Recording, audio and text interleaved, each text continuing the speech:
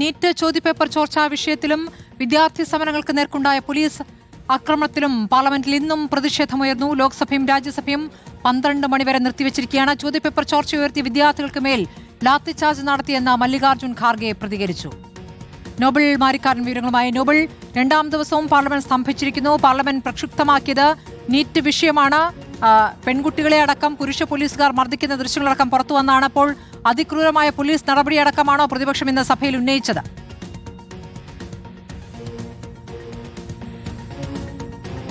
സ്മൃതി, ഇന്നിപ്പോൾ പാർലമെന്റ് നടപടികൾ ആരംഭിച്ചപ്പോൾ തന്നെ ലോക്സഭയിലും രാജ്യസഭയിലും പ്രതിപക്ഷം ഈ വിഷയം ഉന്നയിച്ചുകൊണ്ട് വലിയ പ്രതിഷേധമാണ് ഉയർത്തിയത്. പ്രത്യേകിച്ച് ലോക്സഭയിൽ നടപടികൾ തുടങ്ങിയപ്പോൾ തന്നെ പ്രതിപക്ഷം നടുത്തളത്തിലായിരുന്നു. തൊട്ടു പിന്നാലെ സഭാ നടപടികൾ 1 മിനിറ്റ് പോലും പൂർത്തിയാക്കാൻ കഴിയാതെ 12 മണിയിലേക്ക് പിരിയുകയാണ് ചെയ്തത്. പിന്നീട് രാജ്യസഭയിൽ നടപടികൾ, പ്രത്യേകിച്ച് നോട്ടീസുകൾ അടക്കമുള്ള കാര്യങ്ങൾ തള്ളിയതിന് പിന്നാലെ മല്ലികാർജ്ജുൻ ഖാർഗെ ഈ വിഷയം സംസാരിക്കാൻ വേണ്ടി എഴുന്നേറ്റു. ഇന്നലെ ചോദ്യപേപ്പർ ചോർച്ചയുമായി ബന്ധപ്പെട്ടുകൊണ്ട് വിദ്യാർത്ഥികൾ തെരുവിലായിരുന്നു. അവർക്ക് നേരെ ലാത്തിചാർജ് നടത്തി, ഒപ്പം ജലപീരങ്കി ഉപയോഗിച്ചു, കണ്ണീർവാതകം അടക്കം പ്രയോഗിച്ചു എന്ന് ഖർഗെ പറഞ്ഞതോടെ ഭരണപക്ഷത്ത് നിന്ന് വലിയ പ്രതിഷേധം ഉണ്ടായി. തൊട്ടു പിന്നാലെ പ്രതിപക്ഷം കൂടി എഴുന്നേറ്റതോടെ സഭാ നടപടികൾ 12 മണി വരെ അവിടെ നിർത്തിവെക്കുകയായിരുന്നു. ഇപ്പോൾ ലോക്സഭയും രാജ്യസഭയും 12 മണി നിർത്തിവെച്ചിരിക്കുകയാണ് എന്താണ് യാഥാർത്ഥ്യം. ഇനിയിപ്പോൾ 12 മണിക്ക് തുടങ്ങുമ്പോഴും വലിയ പ്രതിഷേധത്തിലേക്ക് പോകാനാണ് സാധ്യത. അതിനുശേഷം പ്രതിപക്ഷം നേരെ രാഷ്ട്രപതി ഭവനിലേക്ക് ഒരു മാർച്ച് അടക്കം നിശ്ചയിച്ചിട്ടുണ്ട്. നമ്മളുള്ള വിജയ് ചോക്കിലാണ്. വിജയ് ചോക്കിലേക്കായിരിക്കും മാർച്ച് വരിക. അതിനുശേഷം പാർലമെന്റിൽ നിന്ന് വിജയ് ചോക്കിൽ എത്തുന്ന മാർച്ച് രാഷ്ട്രപതി ഭവനിലേക്ക് പോകാനുള്ള ശ്രമം നടക്കും. പക്ഷേ സാധാരണ നമുക്കറിയാം, വിജയ് ചോക്കിൽ ഈ പരിസരം വിട്ട്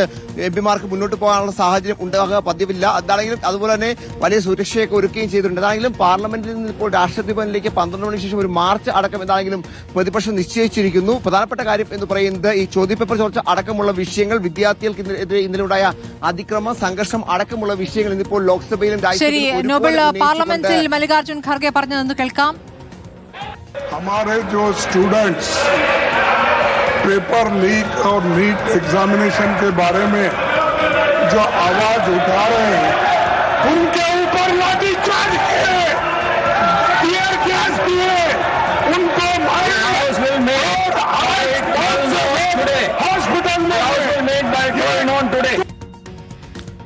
ശരി, ഖർഗെയുടെ സഭയിലെ പ്രതികരണത്തിൽ വലിയ ഒച്ചപ്പാടുണ്ടായി. പാർലമെന്റ് പ്രക്ഷുബ്ധമായ 12 മണി വരെ ഇപ്പോൾ നിർത്തിവച്ചിരിക്കുകയാണ്. നോബൽ, പ്രതിപക്ഷം ഈ വിഷയം ഇനി എങ്ങനെയാണ് മുന്നോട്ട് കൊണ്ടുപോകാനാണ് ഉദ്ദേശിക്കുന്നത്? പാർലമെന്റിൽ ഉന്നയിക്കുന്നു, സഭ പ്രക്ഷുബ്ധമായിരിക്കുന്നു, 12 മണി വരെ നിർത്തിവച്ചിരിക്കുകയാണ്. ഇനി അങ്ങോട്ടുള്ള മുന്നോട്ടുള്ള പോക്ക് എങ്ങനെയാണ് പ്രതിപക്ഷത്തിന്റെ?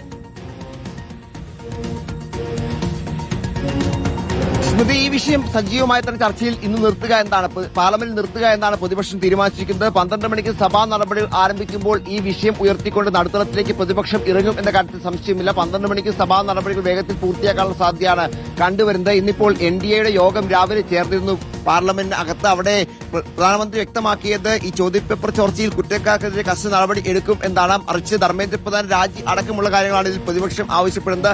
അക്കാര്യത്തിൽ ഒരു നിലപാടും പ്രധാനമന്ത്രി സ്വീകരിക്കാൻ സാഹചര്യം ഉണ്ട്. അതുകൊണ്ട് ഇന്നിപ്പോൾ സജീവമായി തന്നെ ഈ വിഷയം മാത്രം. സാധാരണഗതിയിൽ ഇന്നലെ നമുക്കറിയാം, ഇന്നലെ പ്രധാനമായും പ്രതിപക്ഷം ഉയർത്തിയത് അയോധ്യ രാമക്ഷേത്ര കൊള്ളയായിരുന്നു. അതിനുശേഷം ഇന്നിപ്പോൾ ഈ പറഞ്ഞ വിദ്യാർത്ഥികൾക്കെതിരായ സംഘർഷങ്ങൾ, അതിക്രമങ്ങൾ, അതോടൊപ്പം തന്നെ ചോദ്യപേപ്പർ ചോർച്ച അടക്കമുള്ള വിഷയങ്ങൾ ഉയർത്തിക്കൊണ്ട് കേന്ദ്ര സർക്കാരിനെ സമ്മർദ്ദത്തിലാക്കുക എന്നാണ് പ്രതിപക്ഷത്തിന്റെ ലക്ഷ്യം. അതിന്റെ ഭാഗമായി 12 മണിക്കും ഈ വിഷയം സജീവമായി തന്നെ ഉയർത്തിക്കൊണ്ട് സർക്കാരിന് മേൽ വലിയ ആക്രമണം നടത്താനാണ് പ്രതിപക്ഷം തീരുമാനിച്ചിരിക്കുന്നത്. രാവിലെ മല്ലികാർജ്ജുൻ ഖാർഗെയുടെ ഓഫീസിൽ പ്രതിപക്ഷ കക്ഷികൾ, പ്രത്യേകിച്ച് എല്ലാ ഇന്ത്യ സഖ്യത്തിലെ പ്രധാന കക്ഷികളും യോഗം ചേർന്നുകൊണ്ട് ഇക്കാര്യങ്ങൾ വിലയിരുത്തുകയും ഏത് തരത്തിലായിരിക്കണം പ്രതിഷേധം എന്ന കാര്യത്തിൽ ഒരു തീരുമാനം എടുക്കുകയും ചെയ്തിരുന്നു. അതിന്റെ അടിസ്ഥാനത്തിലാണ് ഇപ്പോൾ സഭാ നടപടികൾ ആരംഭിച്ചപ്പോൾ ഈ വിഷയം ഉയർത്തി ശക്തമായ പ്രതിഷേധം പ്രതിപക്ഷം നടത്തിയത്. സ്മൃതി, ശരി, നോബൽ മാരിക്കാരാണ് വിവരങ്ങൾ നൽകിയത്. സഭ ഇന്നും 12 മണി വരെ നിർത്തിവച്ചിരിക്കുകയാണ്. സഭ പ്രക്ഷുബ്ധമാണ്.